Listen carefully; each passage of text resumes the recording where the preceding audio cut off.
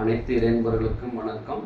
நாளை பிறந்த நாள் காணும் ஸ்ரீ தம்பிரான் ரிஷபானந்த சாமி அவர்களை வாழ்த்த வயதில்லை. சாமி அவர்கள் நீண்ட ஆயுள் நிறை செல்வம் பெற்று பல்லாண்டு காலம் வாழ வேண்டும் என்று மனதார வாழ்த்துகிறேன். சாமி ஒரு நிமிடம் போதாது. என் வாழ்க்கையில் என்ன செய்வதென்று அறியாமல் தவித்து கொண்டிருந்த வேளையில் சாமி அவர்களை அறிமுகமாகி ஜாதகம் பார்த்தேன். அந்த வேளையில் சாமி கோயில் கொடுத்தாங்க. அந்த கோயிலுக்கெல்லாம் போக தொடங்கிய ஒரு சில மாதங்கள் இருந்தே ஒவ்வொரு மாற்றமாக தெரிஞ்சது. சொல்லப்போனால் நிறையா கடன் பிரச்சனைகள், நிறையா வாழ்க்கையில் மாற்றங்கள், நிறையா வாழ்க்கையில் என்ன செய்யணும்னு தெரியாமல் இருந்துகிட்டு இருந்தேன். அந்த ஒரு நேரத்தில் சாமி கொடுத்த கோவிலுக்கெல்லாம் போகும்போது ஒவ்வொரு கோவிலுக்கும் போய் ஒவ்வொரு மாற்றம் கண்கூடார தெரிஞ்சது. அது எப்படி சொல்கிறதுன்னு தெரியல. ஐயா அவர்கள் வாழும் தெய்வம்னே சொல்லலாம். அவங்க எண்ணற்ற உதவிகள், எண்ணற்ற சேவைகள் செஞ்சு கொண்டிருக்காங்க. இந்த பிரபஞ்சத்தில் ஐயா ஒரு தெய்வமாக தான் வாழ்ந்துட்டு இருக்காங்க. அவங்க மனித ரூபம் அல்லாண்டு தெய்வமாக நடமாடும் தெய்வத்தை நம்ம பார்த்துட்டு இருக்கிறோம்.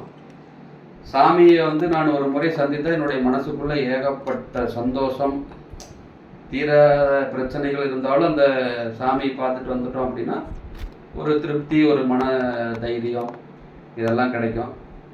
சாமி அவர்களை சந்தித்த இந்த 2 ஆண்டு காலமாகவே என்னுடைய வாழ்க்கையில் நிறையா மாற்றங்கள், அது எப்படி சொல்கிறேன்னு தெரியல, நிறையாவே வாழ்க்கை மாறிடுச்சு. சாமி அவர்களுக்கு உயிருள்ள வரைக்கும் சேவை செய்யணுங்கிற ஒரு மனப்பான்மையில் இருக்கேன். நமக்கு காசு பணமெல்லாம் அப்புறம், சாமியினுடைய மனசு, சாமி செய்கிற சேவைகள் நிறையா செய்கிறாங்க.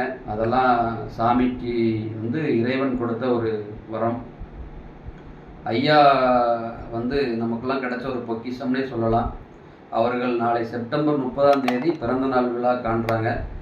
அவர் நீண்ட ஆயுள், உடல் ஆரோக்கியத்துடன், நிறை செல்வத்துடன் பல்லாண்டு காலம் இந்த பூமியில் வாழணும்னு சொக்கநாதனுடன் வேண்டிக்கிறேன்.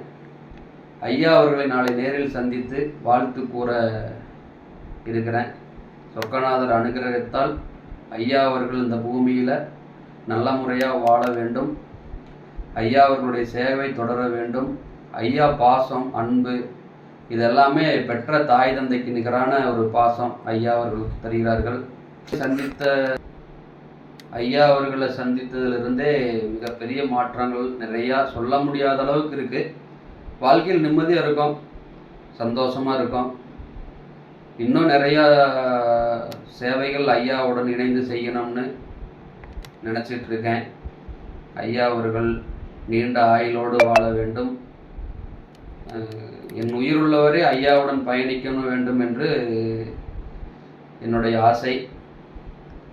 நான் பழனியிலிருந்து சதீஷ் ஐஸ்வர்யா பேசுகிறேன்.